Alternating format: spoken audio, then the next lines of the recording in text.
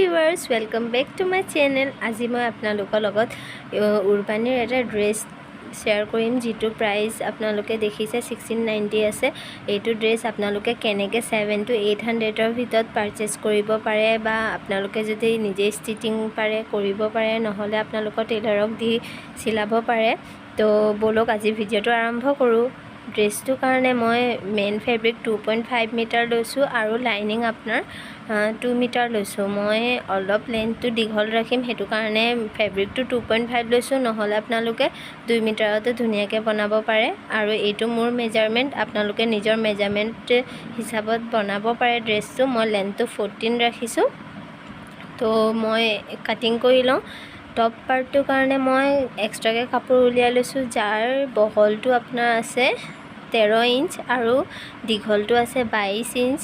দীঘলটো 2 fold কৰি থোৱা আছে, দেখিছে এয়া দুভাজ কৰি থোৱা আছে। আৰু এতিয়া য'ত আমাৰ ওপেন সাইড আছে হেতু ফালৰ পৰা 2 ইঞ্চত আমি মাৰ্ক কৰি লম আৰু ষ্ট্ৰেট লাইন এটা ড্ৰ কৰি লৈছো।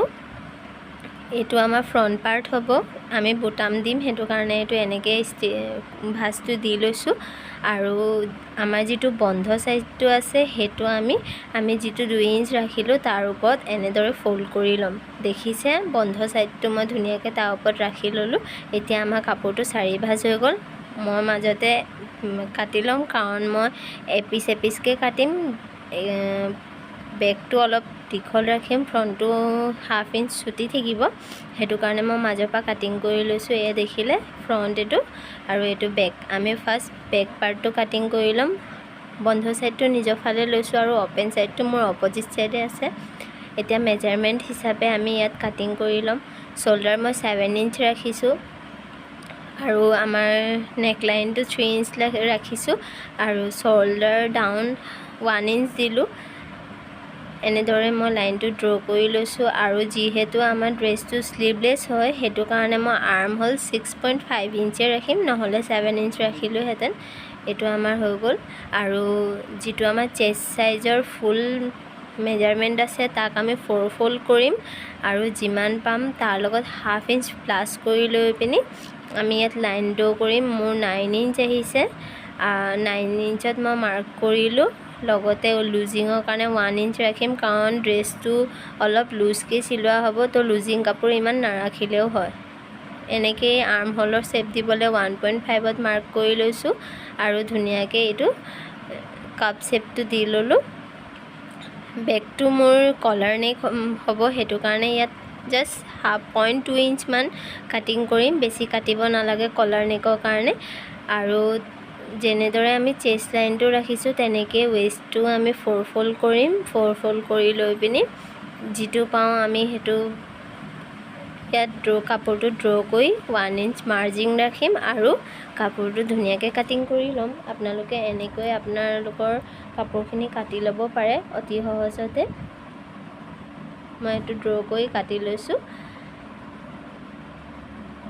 ফ্ৰন্ট পাৰ্টটোত বেকটো ৰাখি লৈ পিনি আমি ড্ৰ কৰি লম। তাৰ আগতে আমি হাফ ইঞ্চ মাইনাস কৰি লৈছো। ফ্ৰন্টটো আমাৰ অলপ সৰু থাকিব কলাৰ নেক হেতু কাৰণে। আৰু ধুনিয়াকৈ বেক পাৰ্টটো থৈ পিনি এটো মই ড্ৰ কৰি লৈছো। কলাৰ নেকৰ কাৰণে আমি নেক লাইন 3 ইঞ্চ ৰাখো ফ্ৰন্টৰ কাৰণে। 3 ইঞ্চ ৰাখি আৰু ফ্ৰন্টৰ আৰ্ম হোল কাপ শেপটো অলপ ডাঙৰ কৰি পিনি কাটিং কৰি লৈছো।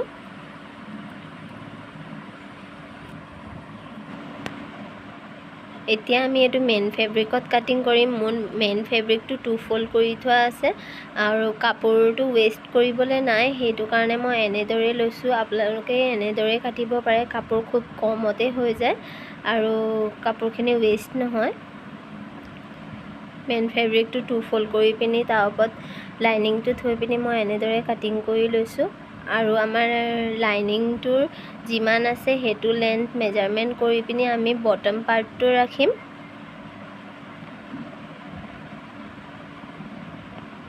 এটো আমাৰ লাইনিংটো ইয়া মেজাৰমেন্ট কৰি লৈছো টোটেল কিমান আছে। এইটো একৰ্ডিংয়ে আমি মেইন ফেব্ৰিকটো ৰাখি লৈ পিনি আমি কাটিং কৰি লম। মোৰ লাইনিংটো 52 লেন্থ পাইছিলো, তো মই মেইন ফেব্ৰিকটো 52 ৰাখি পিনি বাকীডোখৰ এনেকৈ কাটি উলিয়াই ল'ম আৰু অতি সহজতে আমাৰ এইটো ড্ৰেছ ৰেডি হৈ যাব খুব কম পইচাতে। থেংক ইউ ফৰ ৱাচিং।